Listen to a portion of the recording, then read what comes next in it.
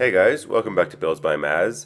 In this video, I'll cover all the tools and materials you'll need to install LVP, laminate, or hardwood flooring.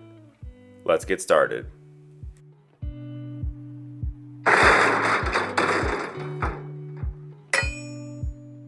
So first, let's start with subfloor prep, and I always start with a floor scraper to remove any large debris. If there's a substantial amount of adhesive from previous flooring, you'll need a larger scraper than this, or you may even need to rent an electric scraper from a home improvement store. Either way, make sure you sweep or vacuum up anything left behind so your subfloor is as clean as possible before installation.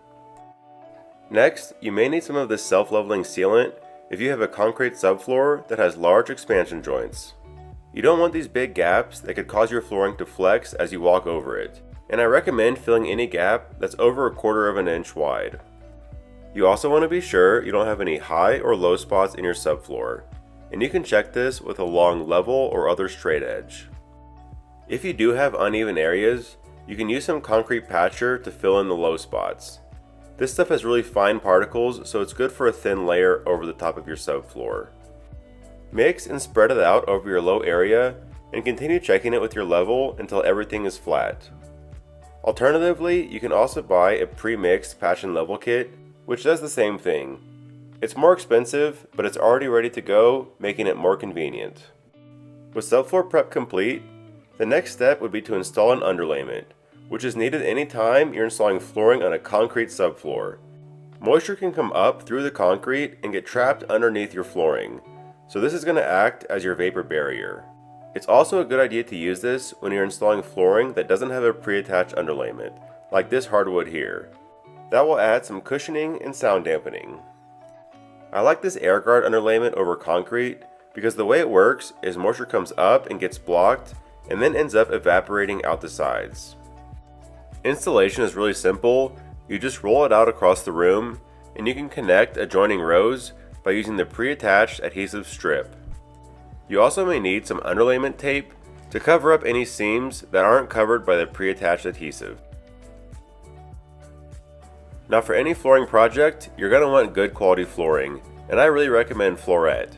I've installed their flooring in my previous 2 homes and always been really happy with it. They're an online only retailer, which helps keep costs down, so you can get good products for an affordable price. So let's quickly look at some of their flooring options. First, we have LVP, which has a pre-attached foam underlayment. This is completely waterproof and is also the most DIY friendly option. Next to it, we have Laminate, which also has a foam underlayment, but the flooring is much thicker and requires additional installation tools. Lastly, we have Hardwood, which installs similar to Laminate, but this one doesn't have any underlayment pre-attached on the backside. I also have another video comparing these 3 floorings in detail, which also shows the results of some extensive damage testing. I'll put a link to that down below if you're not sure which flooring's best for you. Once you've picked out your new flooring, you'll also want a basic flooring installation kit like this. There are 4 main things that it should include, and those are a mallet, a tapping block, a pull bar to use around the edges, and finally a bunch of spacers. When you're installing any of these types of floors, you don't want to put them all the way up against the wall. You need a space around the perimeter to allow for expansion with temperature changes. Otherwise, the floor could buckle and fail over time, so it's important to use these spacers. They just go along the edge of the planks, and then you can push it up against the wall. And when you're done with the entire floor, you can remove these spacers and they'll leave a nice even 1/4 inch gap around the perimeter. Next we have the tapping block, and you can see they're designed with little notches on the sides. These are designed to fit over the piece of flooring you're installing. And now as you're hammering from the side, the force is being applied to the middle of this piece here, instead of to this front edge.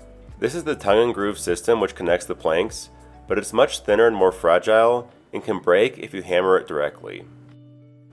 Using the mallet and tapping block together is an important part of the installation, and it ensures that all the pieces are snug together and won't come loose over time.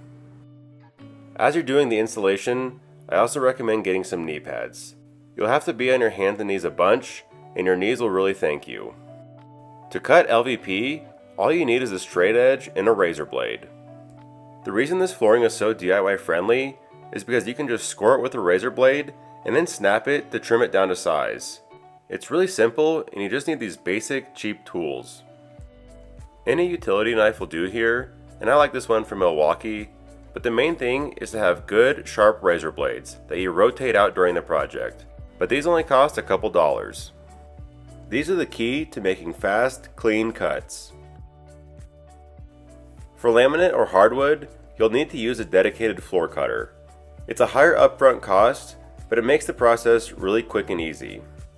Of course, this also works great with LVP if you don't want to use the razor blade method. Just slide the plank into the machine, press down on the lever, and you'll get a clean cut. Here's the laminate, which is a much thicker flooring, but you can still cut it fairly easily with this tool. It just requires a little bit more force. And then same thing with hardwood. The best part about this tool is there's no mess. You could also use a miter saw to cut any of these flooring types, but it's a lot noisier, and you'll see how much dust this kicks up, so it's not really ideal for use indoors. Whenever you need to cut unusual pieces in your flooring, three main tools that you'll need are a tape measure, pencil, and a jigsaw. Installing flooring in a perfectly rectangular room with no obstacles is pretty simple, but when you need to make unusual cuts, things get a little more challenging.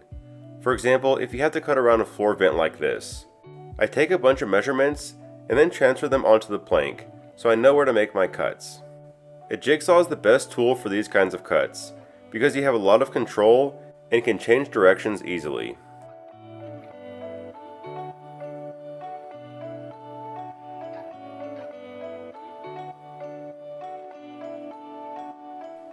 Here's another example where I had to make a U-shaped cut around the support wall. No other tool is going to give you the precision you need when you're making cuts like this with little margin for error. And if you have to make a really unusual cut, you may need the help of a contour gauge like this. For example, I needed to make a cut around this angled doorway, and the contour gauge saved me from having to do a lot of measuring. For the cleanest look, a lot of times you'll need to undercut door jambs or other trim pieces. For that, you can use a flush cut saw or an oscillating multi-tool. That will allow you to undercut the trim to the same height as your new flooring, so you can slide the plank right underneath, giving you a clean look.